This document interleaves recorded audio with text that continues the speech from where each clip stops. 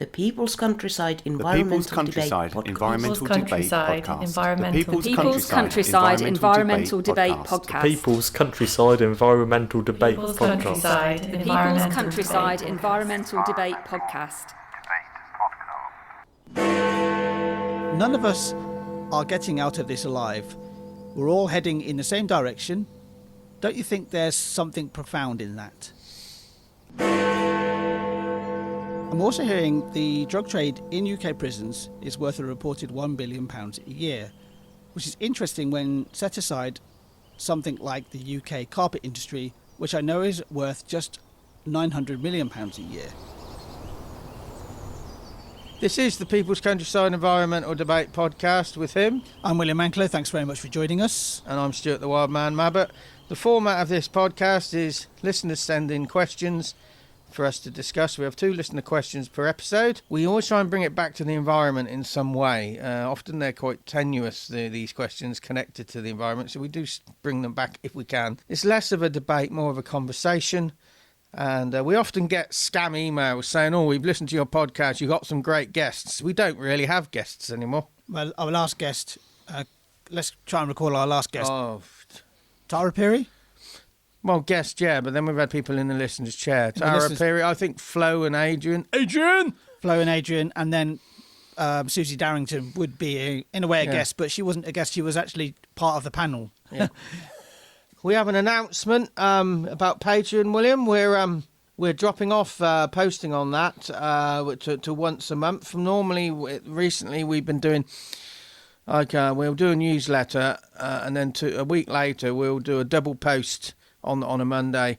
But we're just going to be doing a newsletter from now on. Just doing a newsletter from now on, and that's mainly because of work on the Disabled Countryside Access CIC, for example, and the genuine Disabled Countryside Access Task Force as well. There's a lot of work going into that right now, and we feel that's the best place to put our energies. But there's a lot of material, including a video from quite a few years ago now, where I talked about how I wore a miniskirt. how I actually came to own a miniskirt. I didn't wear one. Well, I've seen a photograph. You did wear it. There was no photograph of me wearing it. Okay. Anyway, there's no photographic evidence. Anyway, we're getting off on a tangent. But already. Also, my hair was on fire, and there was a video about that. So even though we're only releasing a newsletter on Patreon, which will be a public post, there's plenty of behind the scenes, behind the paywall material still to look at. I would also say if you go back a couple of years, you can actually see there is a couple of posts where we talk about the prep we had for the environmental debate live and unscripted. We talked about press releases especially, and our thoughts around that as well. So, but what is Patreon? Patreon is a place that you can back people that creators that you like, that you enjoy, and we are one of those said creators. You pay on a monthly or a one-off basis for access to behind the paywall material, and also, something else that's changed is for years, we record on a Monday, 2 episodes back to back, and they're released separately. We now record on a Tuesday, which has really messed my head up. And that's partially due to health, that's partly due to this new community interest company being set up. It also keeps it fresh. But it feels weird recording on a Tuesday because it still feels like a Monday. But you have a commitment on Monday as well, don't you? Yeah. That was one of the drivers. So it feels weird for you to record on a Tuesday. Yeah. For me, it's changed my week up a little bit because the Monday would be often the way I'd start. My week would start on the Monday and I'd be doing recording, whereas now it's sort of like I've now got into the week. yeah, it's right. So we've got 2 questions today from Ray and Ray, 2 different Rays. 2 Rays from different parts of the country. Different parts of the world. I meant to say world. I don't know why I say country. Ray is a regular, Sauk Centre from Minnesota, USA, and we've also got Ray from New Milnes in Scotland, which I think is, again, Dumfriesshire, but I may be wrong.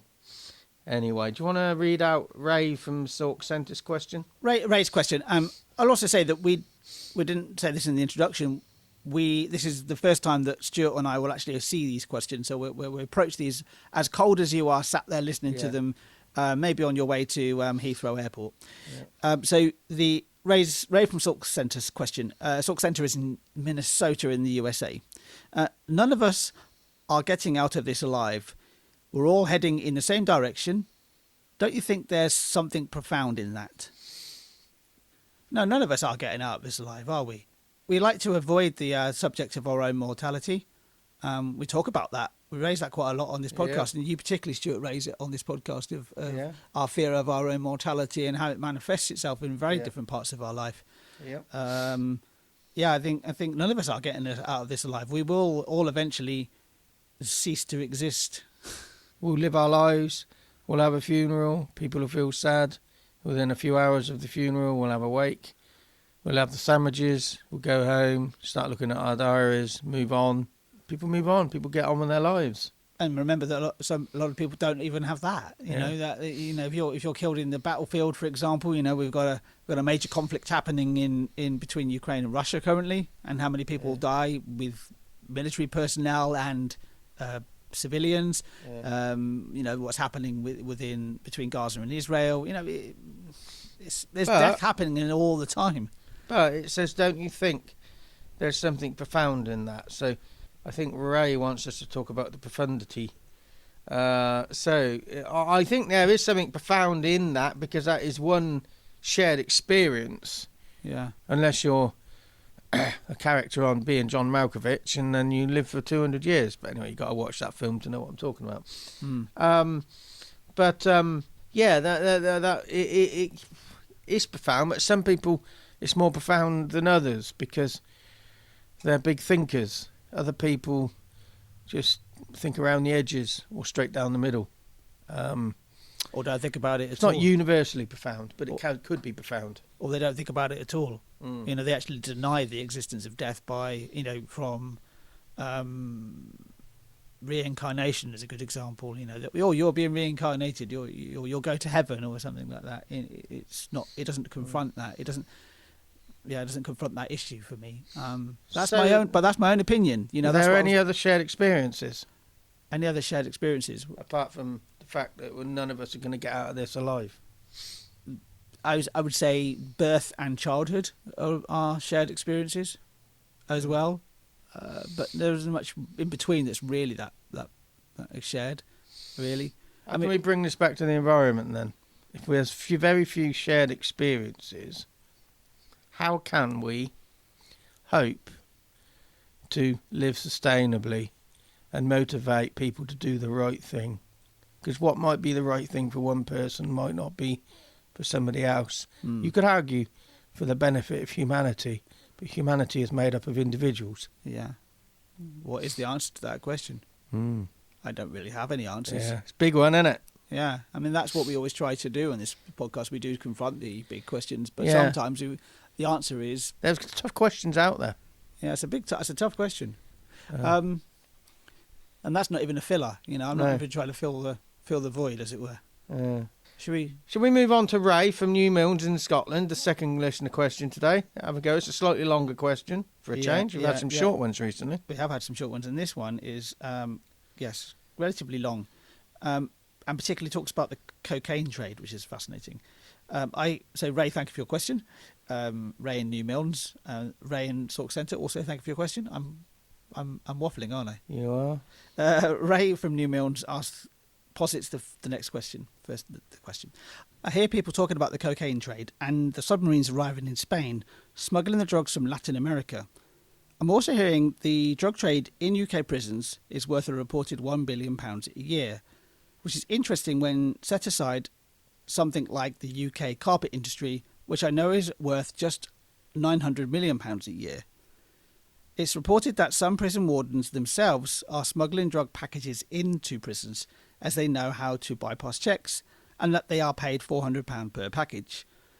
Now, what I want you to explore on this podcast is corruption amongst those tasked with administering positive change in the prison system and also in the climate change world is seriously damaging.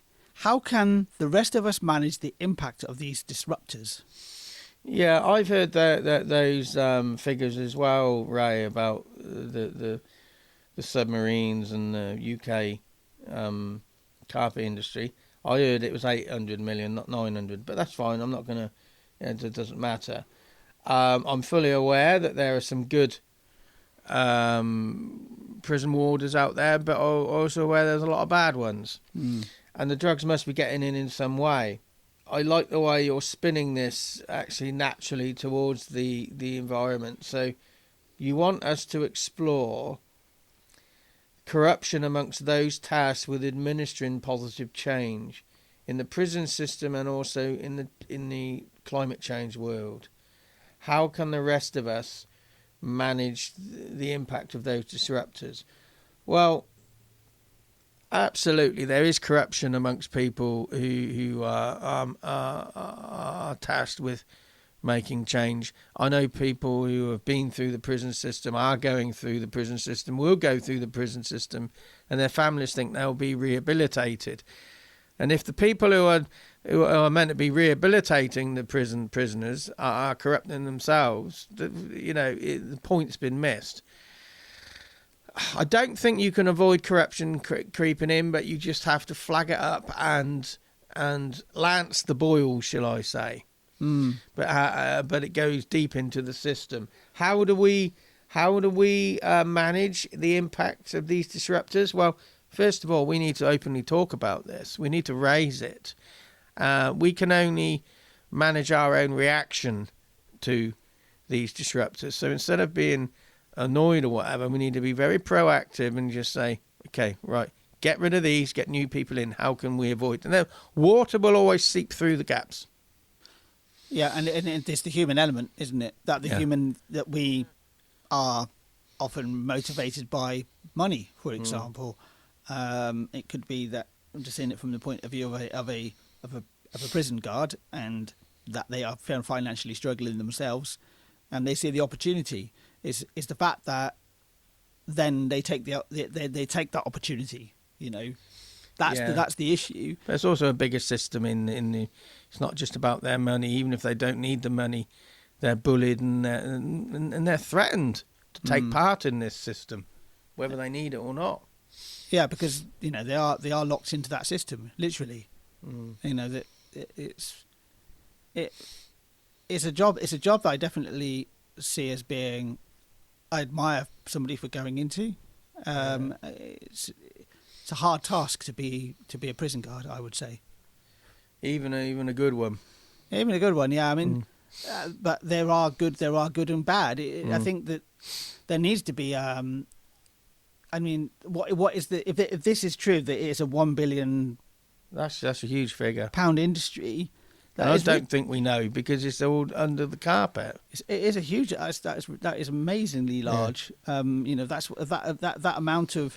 Imagine the £1 billion comes from the street value of the product that's coming through that's being bought. Well, through the prison system. You would assume that then there's prison value. I mean, what's it? I don't know. You have to look at an economist. Is it being considered on prison economies of scale and all the rest of it? Yeah. But do you think if it was on this scale that would be really obvious? But obviously it isn't as obvious because it's happening. Yeah. I'm actually quite shocked by that figure. I'm not naive enough to think that it doesn't happen. But that definitely that amount shocks me. Yeah, I remember so many years ago who was in prison said actually you can get anything you want in prison. You just have to allow enough time. And the Ricky, can't think of his name. He played Jim Royal in the Royal Family. Tomlinson? Ricky Tomlinson, I think. Maybe. Yeah, I think Ricky Tomlinson. Something like that. Yeah, I think so. He was in prison. He said he because he was a protester and stuff. I think this was back in the 70s. And he said he had his new cellmate, and he said his cellmate said.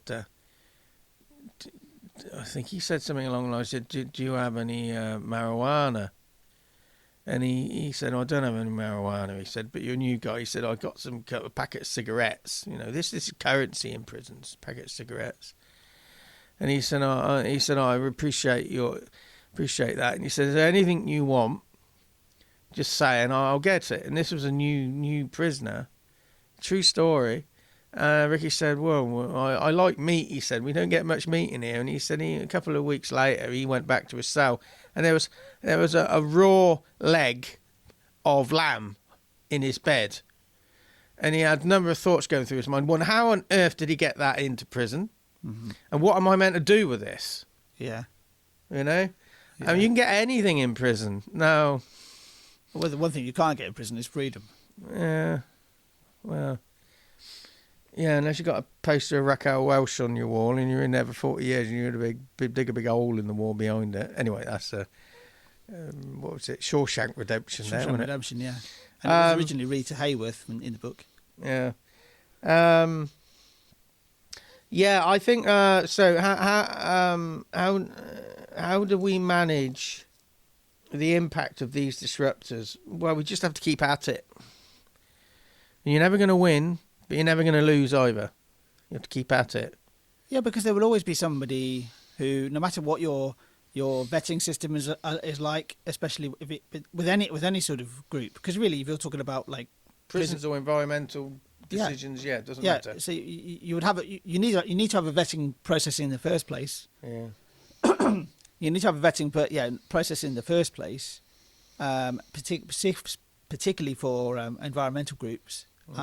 So you're not getting any. You're trying to weed out the disruptors. But also, I think we have to have these hard conversations and hard explorations. We need to understand the processes of people taking those decisions. So we need to honestly look at, say, prison officers, how they got into it. Were they good at the beginning and then we perceived them as bad towards the end? What was their decision-making process? Yeah. What were the processes that happened? And what were the pressures on them? Can't just say this is right and this is wrong. We have to understand that. Yeah, what were the pressures on them as well? Same as the people who are polluting the planet. What? Instead of seeing them as the enemy, actually do the hard miles and get to understand them. You may not agree with them. Actually have a conversation with them. Yeah. Yeah. As I said in that workshop we did recently, I always try my best to look at the person. Psychological safety. That's the one, yeah. Psychological safety work. At work, yeah. Yeah, at work, yeah. But I always try and see the person in front of me as the person in front of me. Yeah. It's not always possible. Yeah. Because you've got your own filters, you've got your own biases, and you've got your own ego as well. Yeah. Often working against your own ego. My action today is just have a look at what biases are you carrying with you today while you're listening to this podcast. Just our biases evolve, change. Some don't even notice we have a bias. Don't even notice we have a habit. So I'll leave you with that thought. Anything else to add? No, I think that was perfect end to the podcast. I was hoping we might even end it then. Yeah. So next episode we're going to be going over to Manitoba in Canada and then going back to Scotland. We got Floss and James. Yes, Ecclefechan.